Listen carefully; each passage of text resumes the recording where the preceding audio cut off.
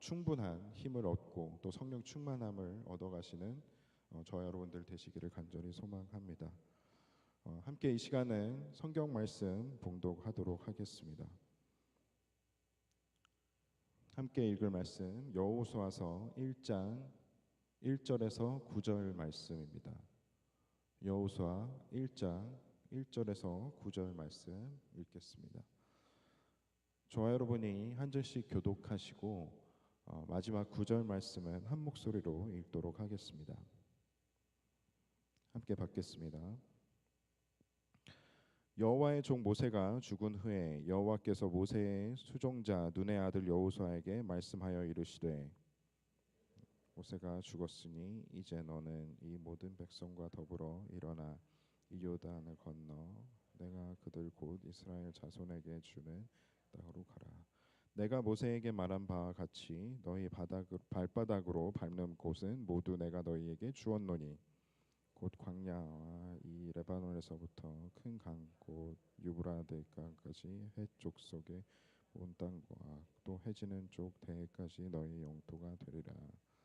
내 평생에 너를 능히 대적할 자가 없으리니 내가 모세와 함께 있었던 것 같이 너와 함께 있을 것임이니라. 내가 너를 떠나지 아니하며 버리지 아니하리니 강하고 담대하라. 너는 내가 그들의 조상에게 맹세하여 그들에게 주리라 한 땅을 이 백성에게 차지하게 하리라. 오직 강하고 극히 담대하여 나의 종 모세가 내게 명령한 그 율법을 다 지켜 행하고 우로나 좌로나 치우치지 말라. 그리하면 어디로 가든지 형통하리니 이 율법을 떠나지 말게 하며 주야로 그것을 묵상하여 그 안에 기록된 대로 다 지켜 행하라. 그리하면 내 길이 평탄하게 될 것이며 내가 함께 읽습니다. 내가 내게 명령한 것이 아니냐. 강하고 담대하라. 두려워하지 말며 놀라지 말라. 내가 어디로 가든지 내 하나님 여호와가 너와 함께 하느니라 하시니라. 아멘. 이 시간 이도열 목사님 나오셔서 인생의 나침반 오직 말씀이라는 말씀으로 우리에게 설교 말씀 전해주시겠습니다.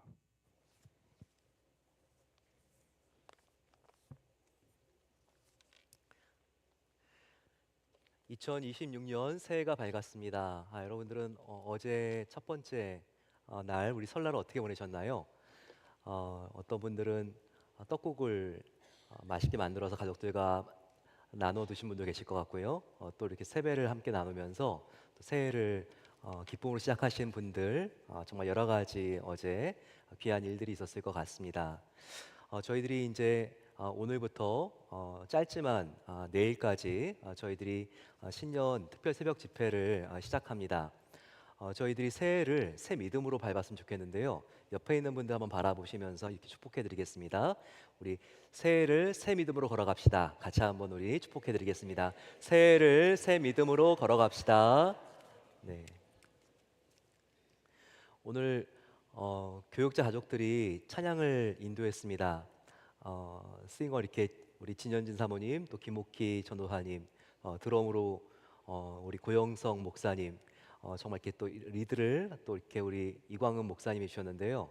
이렇게 저희들이 정말 한 교회지만 한 가족이 되어서 함께 우리가 또 예배 드릴 수 있고 또 목회자님들이 또 이렇게 아름답게 섬겨주신 정말 이 아침이 참 복되다는 생각을 하게 됩니다. 저와 여러분들은 승승장구하는 신앙을 원하죠. 하지만 우리의 실제의 믿음의 현주소는 참 실패할 때도 많고 무너질 때도 참 많이 있습니다. 하지만 우리가 계속해서 승리할 수 있는 방법이 있습니다. 바로 그것은 우리의 시선을 어디에 두느냐, 우리가 무엇을 바라보느냐에 달려 있습니다. 나를 한번 바라보세요. 백전백패입니다. 하지만 하나님을 바라보십시오. 그러면 백전백승이라는 것을 우리가 알게 됩니다. 왜냐고요? 내 자신의 상황은 계속해서 변하기 때문입니다. 나의 건강은 정말 강인해서 나의 어떤 인생의 시기보다 정말 최절정에 이르는 그런 때도 있지만 곤두박질 쳐서 정말 병약해지고 건강에 그렇게 자신이 없어질 때도 있습니다. 나의 사업이 꿈보다 더 잘 될 때도 있지만 한편으로 다음 달 내가 내야 될 렌트비도 걱정해야 되는 어려운 재정의 시기가 있습니다. 자녀들도 내 뜻대로 자라주는 것이 아닙니다. 이렇게 내 자신을 바라볼 때는요, 내가 기대하지 않았던 환경 그리고 또한 상황이 나를 불확실하게 하고 초조하게 하고 두려워 떨게 할 때가 있습니다. 하지만 나의 상황을 바라보는 것이 아니라 하나님을 바라보게 되면요, 우리의 신앙과 우리의 인생은 뒤집히게 됩니다. 사랑하는 하나님이 나와 늘 함께 하신다는 그 믿음이 있기 때문에 내 마음속에 있는 두려움이 사라지게 되고 그 공포의 자리, 무서움의 자리를 평안히 채우게 됩니다. 담대함이 생기는 것입니다. 저와 여러분들은 새해를 시작하면서 과연 나를 바라봅니까? 아니면 하나님을 바라보십니까? 나의 상황이 아무리 불확실하다고 할지라도 하나님을 더하고 바라본다면 하나님은 평안으로 우리의 새해를 인도하실 것입니다.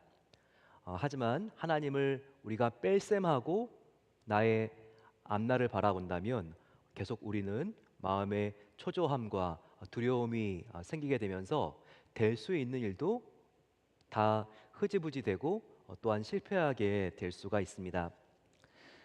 오늘 우리가 읽은 역사서인 바로 이 여호수아 참 성경에서 중요한 위치에 차지하고 있습니다.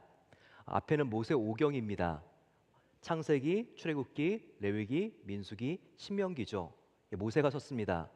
그 뒤에는 17권의 역사서가 나옵니다. 그런데 이 역사서의 첫 번째 시작이 여호수아서죠. 즉 여호수아서는요. 앞에 있는 모세 오경과 그리고 역사서를 서로 연결해 주는 다리 역할, 교량 역할을 한다는 겁니다. 그런 의미에서 오늘 여호수아 1장부터 시작되는 이 여호수아라고 하는 인물은 굉장히 주목받는 인물입니다. 모세의 후계자로서 그의 이름은요 아주 특별합니다. 왜 특별하냐고요? 영어로 여호수아가 뭐죠? 그렇죠, 자슈아입니다. 그런데 예수님의 이름이 지저스죠. 그런데 이 지저스 예수님의 이름의 구약 이름이 바로 여호수아이기 때문입니다. 여호수아는요 바로 예수님과 같은 이름을 가지고 있습니다. 예수님이 아마 구약 그 당시에 태어났다면 바로 여호수아라는 이름으로 태어났겠죠. 그 뜻이 무엇입니까? 네, 이 예수님이라고 하는 이름하고 여호수아 이름 뜻이 똑같은데 바로 하나님은 구원이시다. 우리가 성탄절에 배웠잖아요. 예수님의 이름의 뜻에 대해서 천사가 예수의 부모들에게 예수라고 하라라고 하면서 그 뜻이 바로 하나님은 구원이시다, 여호와는 구원이시다라고 하는 이 뜻입니다. 그래서 성경을 보게 되면요, 여호수아 그리고 예수 그리고 호세아도요 다 세 개가 구원이라고 하는 의미로서 같은 뜻을 가지고 있는 이름들입니다. 오늘 본문을 한번 보십시오. 본문을 보게 되면요, 참 절망적인 출발을 우리에게 보여주고 있는 기사가 나와 있습니다. 1절 여호와의 종 모세가 죽은 후에 여호와께서 모세의 수종자 눈의 아들 여호수아에게 말씀하여 이르시되라고 나와 있습니다. 지금 이스라엘 백성들은 큰 슬픔 속에 잠겨 있습니다. 왜냐하면 너무나 사랑하고 의지했던 아버지와 할아버지와 같았던 이 모세를 잃었기 때문입니다. 그들이 얼마나 마음속에 두려웠을까요? 모세가 죽었는데 이제 어떻게 하지? 왜냐하면 모세는 보통 인물이 아니었습니다. 40년 동안 200만 명이나 되는 이스라엘 사람들을 여기까지 인도해 온 장본인이 아닙니까? 그는 지팡이 하나로 홍해를 갈랐습니다. 목말라 쓰러질 것 같은 백성들을 위해서 그는 반석에 물이 솟구쳐 나오게 했습니다. 그리고 정말 그는 백전백승의 노장이었죠. 그리고 하나님의 뜻을 알려주는 십계명을 직접 율법산 호렙산에 가서 들고 나온 인물입니다. 근데 더 이상 이제 그런 모세가 사라지게 된 것입니다. 얼마나 사람들이 공포에 떨게 되었을까요? 하지만 하나님께서는요 사람들은 다 절망하고 있을 때 소망을 잉태하고 소망이 나타나게 하셨습니다. 하나님의 준비 방식은 항상 이런 것 같습니다. 사람은 지나가요, 떠나갑니다. 하지만 그것이 끝이 아니라 하나님은 그 다음 사람, 그 다음 시대를 준비하고 있습니다. 미켈란젤로는 참 특별한 르네상스 시대의 예술가였죠. 그는 정말 다비드상부터 사람들이 상상할 수 없는 너무나 위대한 걸작품을 참 많이 만들었습니다. 그와 같은 이유가 무엇일까? 후대 예술가들이 역사를 연구하고 있는데요. 그의 특별한 습관이 있는 것을 발견하게 되었습니다. 미켈란젤로는요, 뭔가 이렇게 큰 대리석에 균열이 가면 이것은 이제 작품을 만들 수 없지. 다른 예술가들은 다 버립니다. 하지만 그는 균열이 간 대리석들을요 옆에 잘 남겨놓았다가 그가 아이디어가 떠올랐을 때 그 균열간 그 작품에 맞는 그와 같은 예술품들을 만들었다고 합니다. 바로 이런 거죠. 어, 그 당시 이스라엘 사람들은요 모세 중심의 리더십에 균열이 가자 모세가 사라지자 다 이제는 어떡하지 절망하고 있었습니다. 하지만 하나님께서는 그 균열간 틈으로 여호수아와 여호수아 중심의 새로운 세대를 준비하고 있었다는 것입니다. 그렇죠. 사람이 지나가도 그렇습니다. 너무나 의지했던 사람이 이 세상을 먼저 떠나갈 때가 있죠. 혹은 다른 지역으로 이사 가기도 합니다. 떠나간다는 것은요, 남겨진 사람이 있다는 것입니다. 남겨진 사람의 마음은 그런 상황에서 정말 불안하고 슬프고 상심하기가 쉽죠. 하지만 하나님은요, 벌써 이 일이 있기 전부터 새로운 시대를 준비하고 있는 것입니다. 다음 사람, 다음 세대를 준비하고 계신 분이 바로 하나님이시라는 것입니다. 지금 이 1장 1절과 2절을 보게 되면요. 하나님께서 준비하신 새 인물 바로 여호수아가 나옵니다. 그런데 하나님께서 이 시대를 특별히 회복시키기 위해서 어떤 일을 하십니까? 바로 그것은 바로 여호수아에게 하나님의 말씀을 들려주십니다. 1절을 보세요. 모세가 죽은 후에 여호와께서 여호수아에게 말씀하여 이르시되 저와 여러분들 인생 앞에 어려운 일이 있습니까?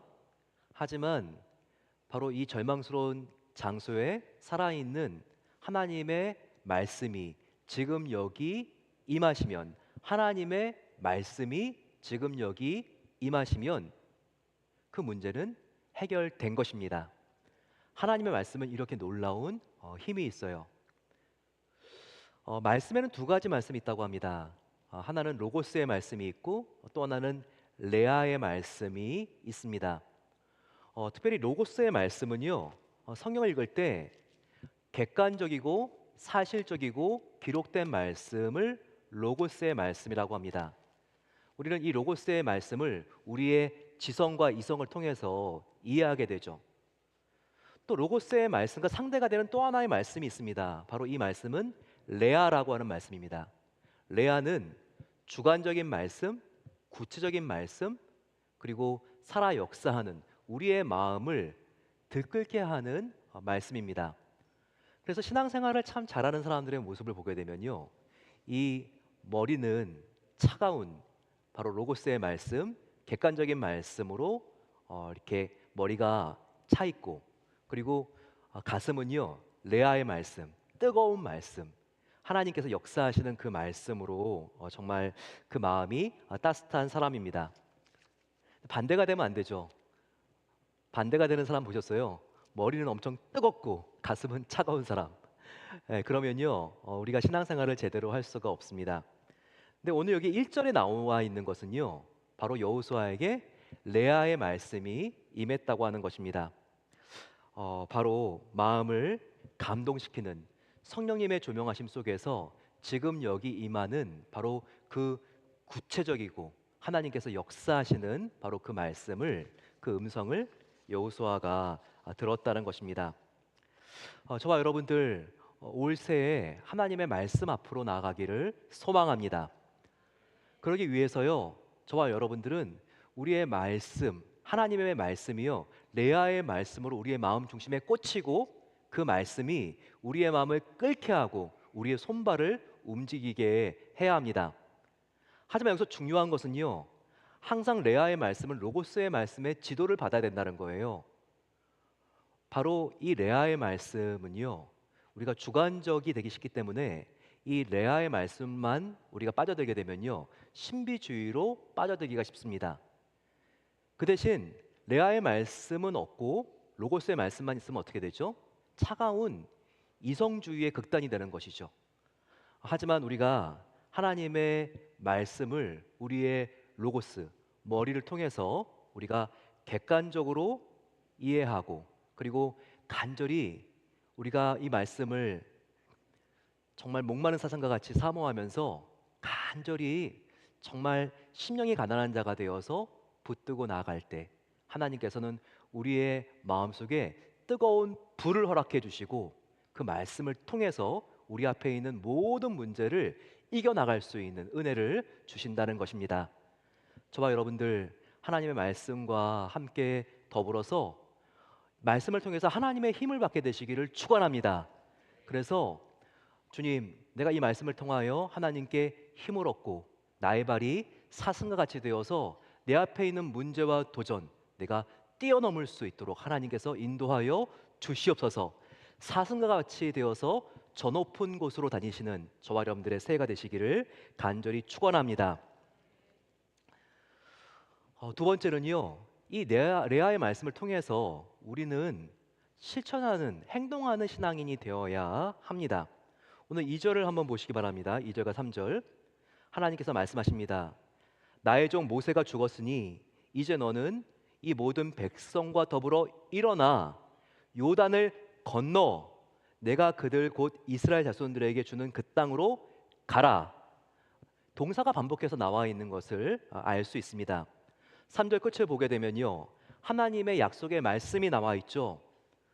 바로 모세에게 말한 것과 같이 너희 발바닥으로 밟는 곳은 모두 내가 너희에게 주었노니라고 하는 약속이 나와 있습니다.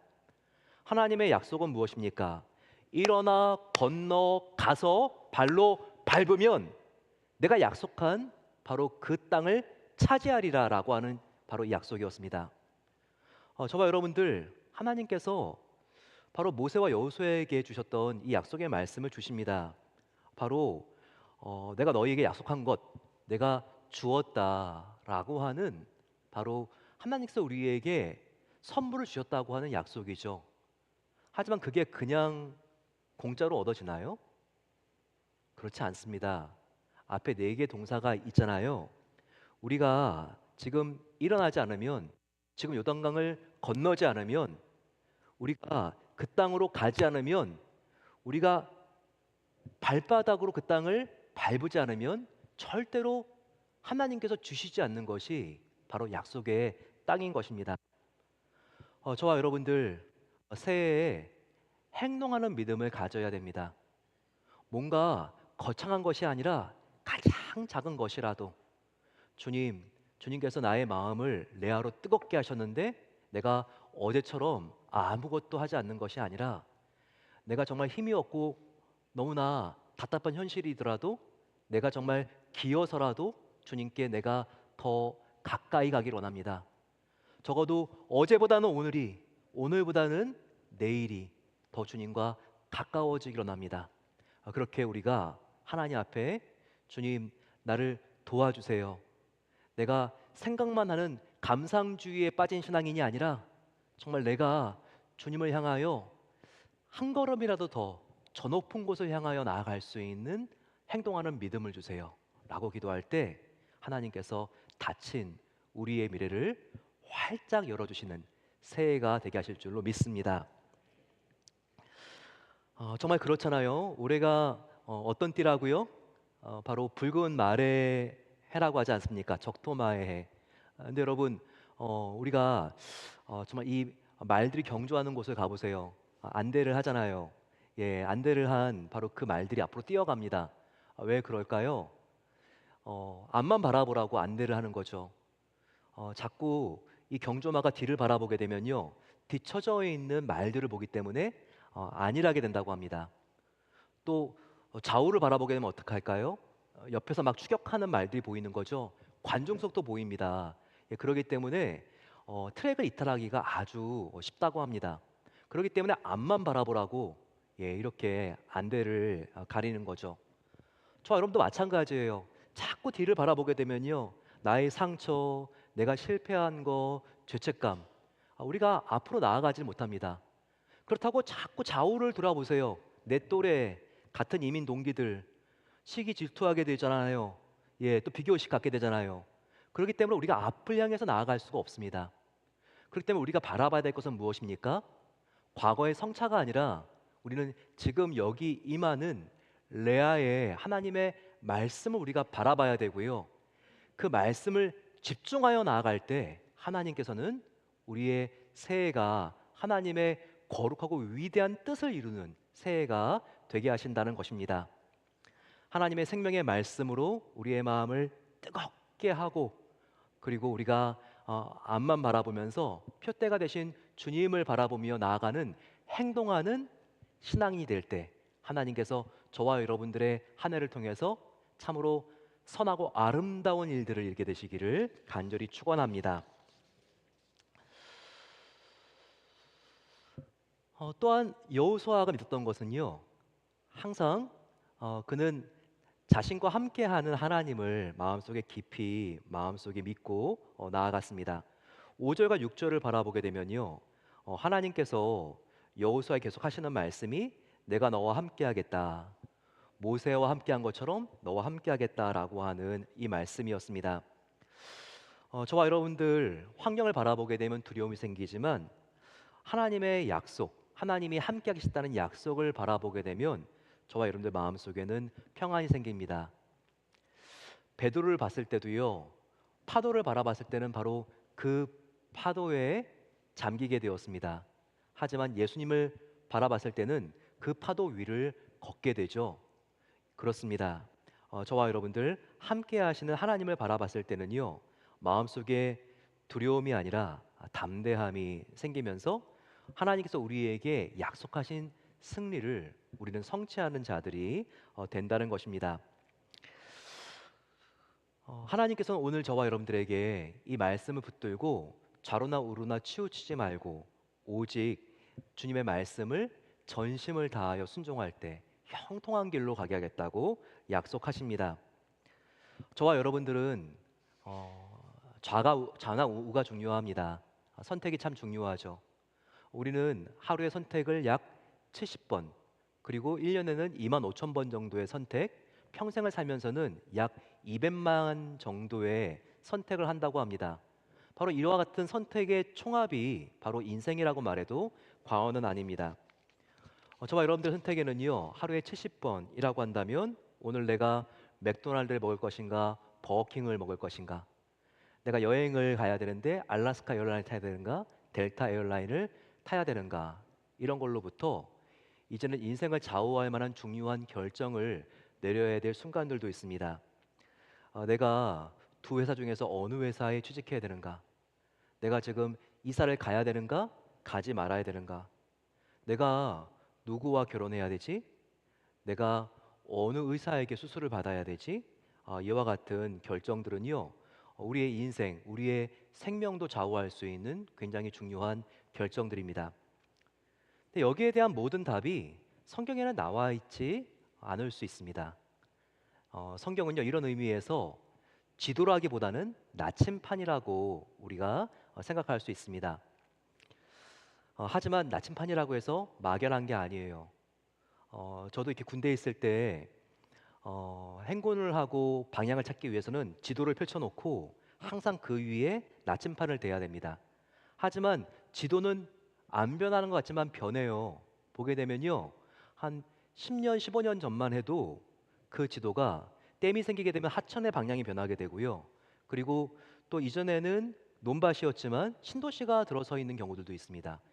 지도도 달라져요. 하지만 그 지도를 나침판을 올려놓고 마치게 되면요, 거의 방향을 정확하게 감지할 수 있게 됩니다. 우리의 나날이 변할 수 있는 상황, 하지만 하나님의 말씀된 이 나침판을 우리가 올려놨을 때는요, 우리가 어디로 가야 될지가 보인다는 것입니다. 근데 이 나침판이 명확히 보이기 위해서는요, 저와 여러분들의 마음이 성결해야 됩니다. 죄로부터 하나님을 우리가 정말 전심으로 사랑해야 되지만 정말 우리가 하나님보다 더 의지하고 있는 것들로부터 우리의 마음이 성결해지고 우리의 마음이 하나님의 생명의 말씀으로 가득 차 있을수록 저와 여러분들은 더욱더 정확하게 하나님께서 우리에게 가르쳐 주시는 방향을 우리는 인도받을 수 있습니다. 이런 의미에서요, 하나님의 방향은 우리가 한 번에 알 수 있는 게 아니라 날마다 우리가 하나님 앞에 나아가 계속해서 인도받아야 된다는 거예요. 즉 하나님의 말씀은 지도라기보다는 나침판이라고 하면 우리의 신앙은 무엇입니까? 우리의 신앙은요, 단번에 방향을 우리가 알 수 있는 게 신앙이 아니라 하나님 말씀을 통해서 계속해서 방향을 맞춰 나가야 되는 것이 바로 신앙이라는 것입니다. 어, 예, 저희 민식이가 교통사고를 당했을 때 한 3주 정도 무의식 상태에 있었습니다. 근데 그때 참 중요한 수술들이 많이 있었는데요. 그 중에 하나가 왼쪽에 완전히 이렇게 뼈가 위골되고 부서진 그 손을 수술하는 것이었습니다. 아이는 2주째 깨어나지를 못하고 있는데 어느 의사에게 이 아이의 손을 맡겨야 되는가? 이게 굉장히 어려웠습니다. 그 병원에서는 일반 외과 의사가 있었고 그리고 한 달이나 더 기다리면 외래 의사인데 전문적인 손 닥터에게 수술을 받을 수 있는 기회가 있다고 소개를 받았습니다. 하지만 한 달을 더 기다리게 되면요, 이 손에 탈구된 위치가 그냥 그 상태로 굳어지기 때문에 이것도 또한 위험해지는 거였어요. 정말 더 좋은 의사에게 수술을 받아야 되는가, 아니면 시간이 더 지금 중요한가? 이와 같은 상황 속에서 간절히 기도했습니다. 하나님께서는 그 순간에 정말 저희들에게 시간이 더 중요한 것을 알게 해주셨고 일반 외과 의사였지만 수술을 받았습니다.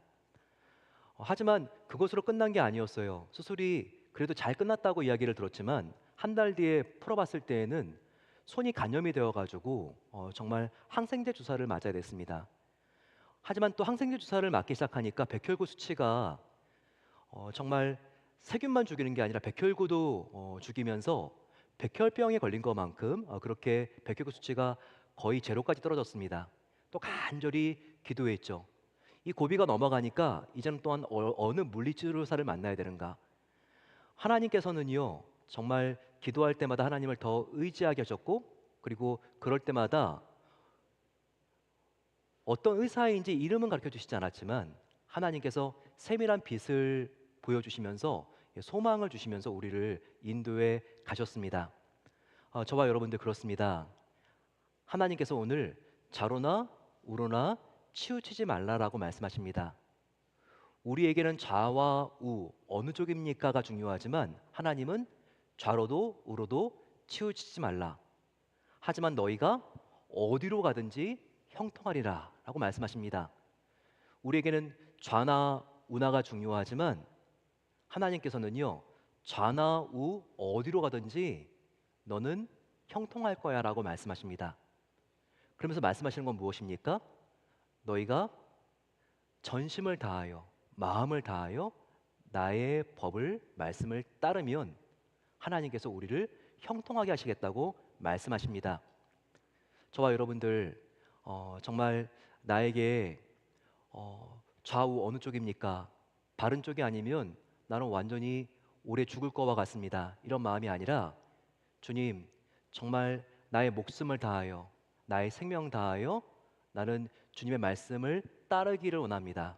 이렇게 성결하게 되어서 주님을 따르게 되면 하나님은 우리의 하루, 한 달, 1년이라고 하는 우리의 변하는 지도 앞에 하나님의 말씀, 납치판을 통해서 우리가 어디로 가야 될지를 하나님께서는 구체적으로 알려주실 것입니다. 바로 하나님, 구름 기둥과 불 기둥으로 우리를 인도하시는 그 하나님을 우리가 바라보면서 매일매일 하나님께서 비춰주시는 그 빛만큼만 우리가 따라 걸어갈 때 하나님의 놀라운 승리를 체험하게 되시는 우리 모든 성도님들 되시기를 간절히 축원합니다. 같이 기도하시.